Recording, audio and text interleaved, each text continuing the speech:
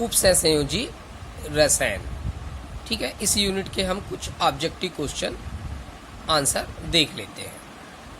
पहला, EDTA Khalistan ligand है, तो कैसा लिगेंड है ये? षटदंतुर, या आपको हेक्सादंतुर बोल सकते हैं, या बहुदंतुर।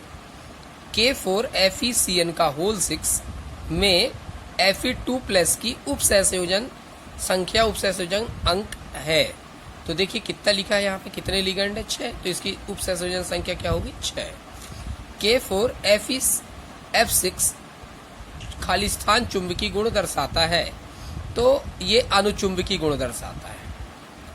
टेट्रा एथिल लेड खालिस्तान यौगिक है। यदि प्रश्न पूछा जाता है कि टेट्रा एथिल लेड खालिस्तान यौगिक है, तो क्या लिखेंगे? कार्बधात्विक यौगिक। लेकिन यदि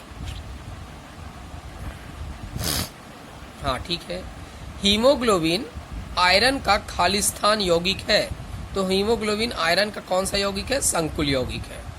क्रिस्टल क्षेत्र सिद्धांत के अनुसार लिगेंड है। क्रिस्टल क्षेत्र सिद्धांत के अनुसार लिगेंड क्या है? बिंदु आवेश। क्या है? बिंदु आवेश। वे यौगिक जिनके कुछ या सभी रचक घटक विलयन में परीक्षण नहीं देते क्या कहलाते हैं? वो संकुल यौगिक कहलाते हैं, संकुल लवण कहलाते हैं। केंद्रीय धातु आयन से सामान्य संयोजकता नियमों के विरुद्ध जुड़े ऋण आयन या उदासीन अणु क्या कहलाते हैं? ये लिगेंड कहलाते हैं, संलग्नी कहलाते हैं। केंद्रीय धातु आयन से जुड़े एक दंती लिगेंडों की संख्या को क्या कहते हैं? केंद्रीय धातु आयन से जुड़े एक दंती लिगेंडों की संख्या को क्या कहते हैं? उपसहसंयोजन संख्या या समन्वयन संख्या। धातु परमाणु से कार्बनिक समूह का कार्बन बंधित होने पर यौगिक क्या कहलाते हैं? कार्बधात्विक यौगिक कहलाते हैं। यहाँ प्रश्न पूछा है द्विदंतुर लिगेंड है, तो द्विदंतुर लिगेंड के एग्जाम्पल देख लीजिए। Oxalate C2O4 2-, ethylene diamine EN।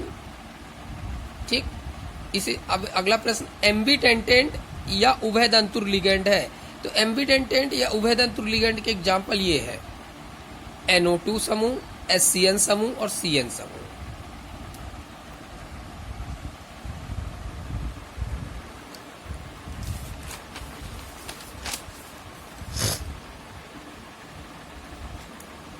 अगला प्रश्न, धातु कार्बोनिल में धातु की ऑक्सीकरण अवस्था खालिस्तान होती है, तो याद रखिएगा सभी धातु कार्बोनिल में धातु की ऑक्सीकरण अवस्था क्या होती है? शून्य होती है। ये धातु कार्बोनिल का एक एग्जाम्पल। अगला क्वेश्चन, FeCO का होल 5 में Fe की ऑक्सीकरण अवस्था कितनी है? तो शून्य है। कितनी है? शून्य है। यौगिक बंधन समावयवता प्रदर्शित करता है, तो ये एग्जाम्पल आपको याद करने पड़ेंगे कि कौन से बंधन समावयवता प्रदर्शित करते हैं। कौन कैंसर रोधी की भांति प्रयुक्त होता है? तो ये प्लेटिनम का कॉम्प्लेक्स जो है कैंसर रोधी की भांति प्रयुक्त होता है। K4FeCN का होल 6 में Fe की ऑक्सीकरण अवस्था कितनी है? +2 है। क्या है? +2। अब ये प्रश्न पूछा है संकुल यौगिक ये है में आयन संख्या देता है, तो देखिए एक ये आयन हो गया, एक ये आयन, 2 आयन देता है। एल्कीनों के हाइड्रोजनीकरण के लिए कौन उत्प्रेरक उपयोग होता है? तो एल्कीनों के हाइड्रोजनीकरण के लिए कौन सा उत्प्रेरक यूज होता है?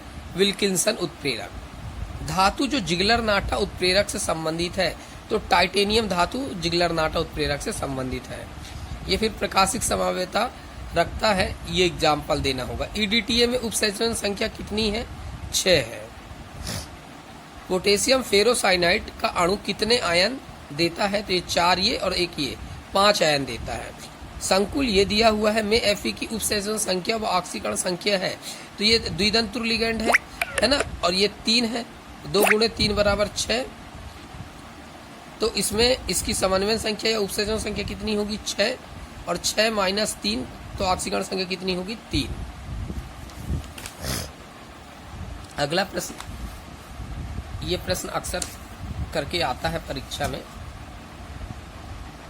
CONH3 का होल 4 Cl2 NO2 एवं देखिए अब ये अंदर आ गया है और एक इसका बाहर आ गया है, में समावयवी है, तो ये आयनन समावयवी है।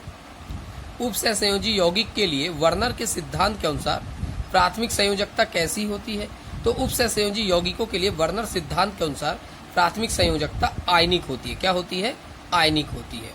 अब कॉम्प्लेक्स दिया है K3Al C2O4 का होल थ्राइस का IUPAC नामकरण है, तो इसका नामकरण हो जाएगा पहले धनात्मक भाग का पोटेशियम ट्राई ऑक्जिलेटो एल्यूमिनेट, और ये रोमन सिस्टम में या स्टॉक सिस्टम में 3 लिखना होगा ब्रैकेट में, ये ऑक्सीकरण संख्या।